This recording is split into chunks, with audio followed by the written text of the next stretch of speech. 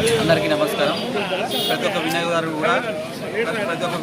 కూడా సోలార్ ఏదైతే మనకి కేంద్ర ప్రభుత్వం రాష్ట్ర ప్రభుత్వం ఏదైతే సబ్సిడీ ఇస్తుందో మనకి ఇంటి సోలార్ రూఫ్ టాప్కి ఏదైతే సబ్సిడీ ఇస్తుందో అది వినియోగించుకొని ప్రతి ఒక్కరు కూడా సోలార్ రూఫ్ టాప్ పెట్టించుకొని విద్యుత్ ఆదా చేసి వాళ్ళ విద్యుత్ బిల్లును ఏదైతే విద్యుత్ బిల్లు వస్తుందో దాన్ని ఆదా చేసుకోవాలని చెప్పేసి చెప్పడం జరుగుతూ ఉంది.